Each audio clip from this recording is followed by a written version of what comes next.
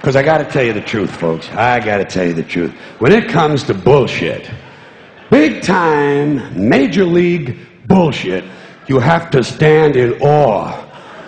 In awe of the all-time champion of false promises and exaggerated claims, religion. No contest. No contest. Religion easily has the greatest bullshit story ever told. Think about it. Religion has actually convinced people that there's an invisible man living in the sky who watches everything you do every minute of every day. And the invisible man has a special list of 10 things he does not want you to do. And if you do any of these 10 things, he has a special place full of fire and smoke and burning and torture and anguish where he will send you to live and suffer and burn and choke and scream and cry forever and ever till the end of time. But he loves you.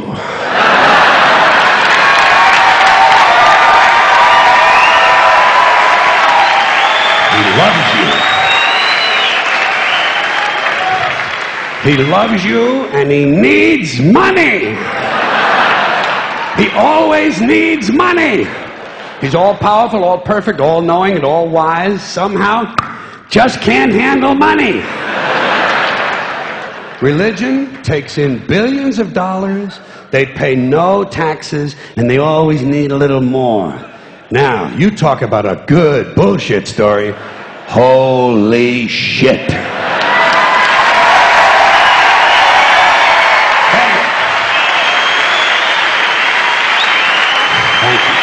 But, thank you very much. But I want you to know something. This is sincere. I want you to know, when it comes to believing in God, I really tried. I really tried. I tried to believe that there is a God who created each of us in his own image and likeness, loves us very much, and keeps a close eye on things. I really tried to believe that, but I got to tell you, the longer you live, the more you look around, the more you realize something is fucked up. Something is wrong here. War, disease, death, destruction, hunger, filth, poverty, torture, crime, corruption, and the ice-capades. Something is definitely wrong. This is not good work. If this is the best God can do, I am not impressed. Results like these do not belong on the resume of a supreme being. This is the kind of shit you'd expect from an office temp with a bad attitude. And just between you and me, in any decently run universe, this guy would have been out on his all-powerful ass a long time ago. And by the way, I say this guy because I firmly believe, looking at these results, that if there is a God, it has to be a man. No woman could or would ever fuck things up like this.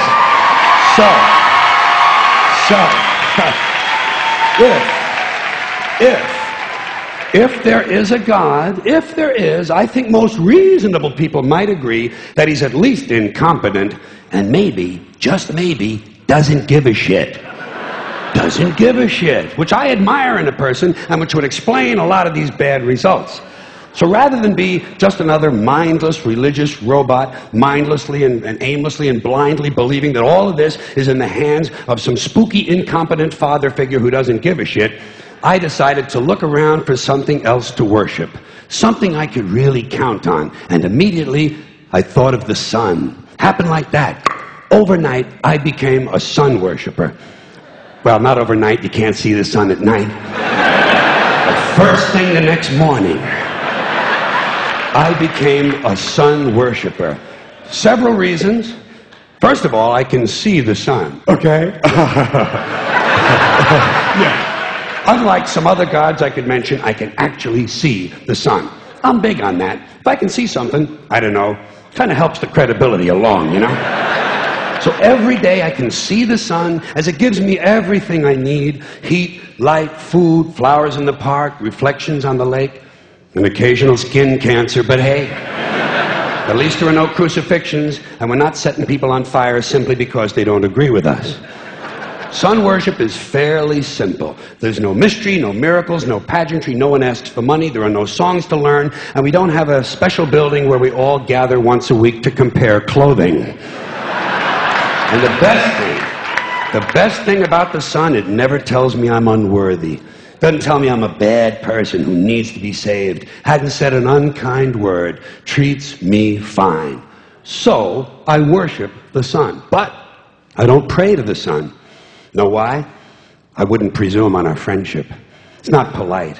I've often thought people treat God rather rudely, don't you? Asking trillions and trillions of prayers every day, asking and pleading and begging for favors. Do this, give me that, I need a new car, I want a better job. And most of this praying takes place on Sunday, his day off. It's not nice, and it's no way to treat a friend. But people do pray, and they pray for a lot of different things. You know, your sister needs an operation on her crotch. Your brother was arrested for defecating in a mall. But most of all, you'd really like to fuck that hot little redhead down at the convenience store. You know, the one with the eye patch and the club foot, huh? Can you pray for that? I think you'd have to. And I say, fine, pray for anything you want. Pray for anything. But what about the divine plan? Remember that? The divine plan. Long time ago, God made a divine plan. Gave it a lot of thought, decided it was a good plan, put it into practice. And for billions and billions of years, the divine plan has been doing just fine. Now you come along and pray for something. Well, suppose the thing you want isn't in God's divine plan. What do you want him to do? Change his plan? Just for you? Doesn't it seem a little arrogant? It's a divine plan. What's the use of being God if every rundown schmuck with a $2 prayer book can come along and fuck up your plan? And here's something else, another problem you might have. Suppose your prayers aren't answered. What do you say? Well, it's God's will. Thy will be done. Fine, but if it's God's will and he's going to do what he wants to anyway, why the fuck bother praying in the first place? Seems like a big waste of time to me. Couldn't you just skip the praying part and go right to his will? It's all very confusing. So to get around a lot of this, I decided to worship the Son. But, as I said, I don't pray to the Son. You know who I pray to? Joe Pesci. Joe Pesci. Joe Pesci. 2 reasons. First of all, I think he's a good actor, okay? To me, that counts. Second, he looks like a guy who can get things done. Joe Pesci doesn't fuck around. Doesn't fuck around. In fact, Joe Pesci came through on a couple of things that God was having trouble with. For years, I asked God to do something about my noisy neighbor with the barking dog. Joe Pesci straightened that cocksucker out with 1 visit. It's amazing what you can accomplish with a simple baseball bat. So I've been praying to Joe for about a year now. And I noticed something. I noticed that all the prayers I used to offer to God and all the prayers I now offer to Joe Pesci are being answered at about the same 50% rate. Half the time I get what I want, half the time I don't. Same as God, 50-50. Same as the 4-leaf clover and the horseshoe, the wishing well and the rabbit's foot. Same as the mojo man. Same as the voodoo lady who tells you your fortune by squeezing the goat's testicles.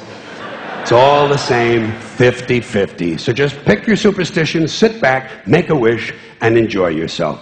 And for those of you who look to the Bible for moral lessons and literary qualities, I might suggest a couple of other stories for you. You might want to look at The 3 Little Pigs. That's a good one. Has a nice, happy ending. I'm sure you'll like that. Then there's Little Red Riding Hood, although it does have that X-rated part where the big bad wolf actually eats the grandmother, which I didn't care for, by the way. And finally, I've often always drawn a great deal of moral comfort from Humpty Dumpty. The part I like the best, all the king's horses and all the king's men couldn't put Humpty Dumpty back together again. That's because there is no Humpty Dumpty and there is no God. None, not one, no God, never was. In fact, I'm gonna put it this way. If there is a God, may he strike this audience dead. See, nothing happened. Nothing happened. Everybody's okay. All right? Tell you what. I'll raise the stakes. I'll raise the stakes a little bit. If there is a God, may he strike me dead. See? Nothing happened. Oh, wait. Got a little cramp in my leg. And my balls hurt. Plus, I'm blind. Oh, now I'm okay again. Must have been Joe Pesci, huh? God bless Joe Pesci. Thank you all very much. Joe bless you. Thank you very much. I appreciate it.